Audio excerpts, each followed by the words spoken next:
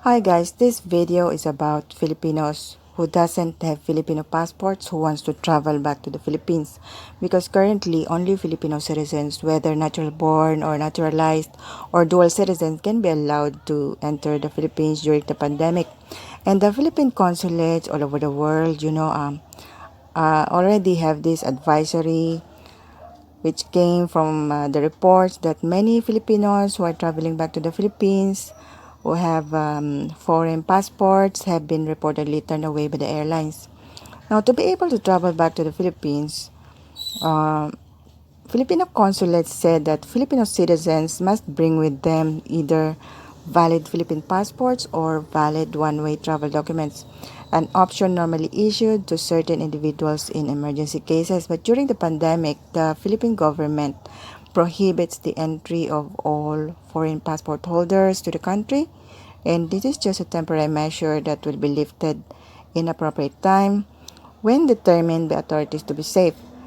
Now, the consulates clarified that those who reacquired and retained their Philippine citizenship via Republic Act 9225, the Citizenship Retention and Reacquisition Act of 2003 as dual, they're still considered as Filipino, and then they can travel back to the Philippines using a Philippine passport or travel document.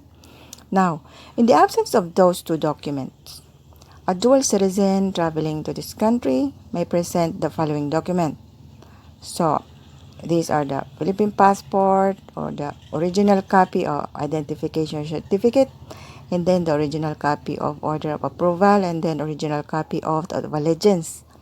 Meanwhile, the term Balikbayan, it is pertaining to the Filipinos who lost her citizenship by naturalization in a foreign country. But the consulates pointed out that the Balikbayan, they are not Filipino citizens. I don't know why, but for me, a Balikbayan is just, the returning overseas Filipinos. So, according to the consulates, only until he reacquires his Filipino citizenship, he will be entitled to a Philippine passport or a travel document. Now, before the pandemic, the Balikbayans are able to travel the Philippines, right? But even with the foreign passports, now everything have changed.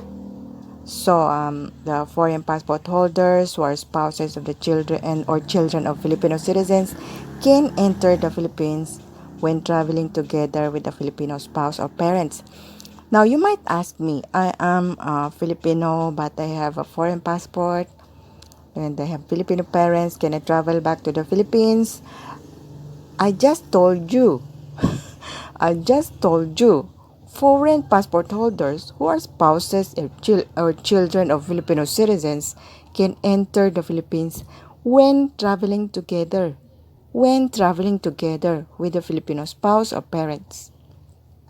So, you might ask me again, what if I want to travel alone and I only have foreign passport?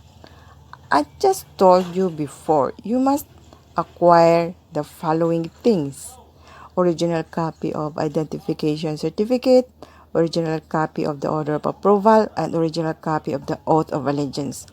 Now, you might say, to me, the Philippine embassy staff are very rude and they're not answering the phone and they're very arrogant. So, this is very common. So, this is very common, and we cannot do anything about it. But if you really want to travel to the Philippines, you should arrange these things in advance before booking the ticket.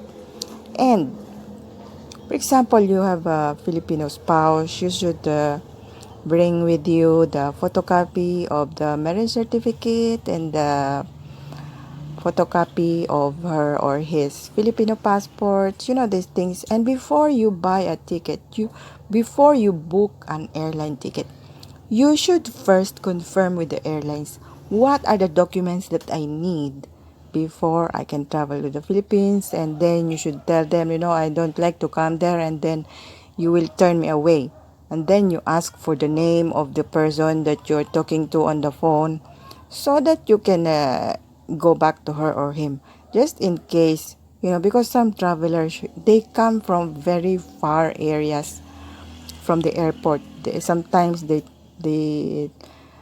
they travel domestic for many hours before they can reach the international airport, right? That is why, for you not to be turned away by the airline, you should first confirm with the airline what are the documents that you need before you can travel to the Philippines, so you will not be turned away when you reach the airport. And then, so it will be more convenient for you to travel to the Philippines. Now, you will ask me, what passport am I going to use to book a ticket? You should use the Philippine passport to book a ticket. And then, when you reach the Philippine soil, you're going to show the immigration both passports. And then, once you depart, you should show them both passports too for stamping.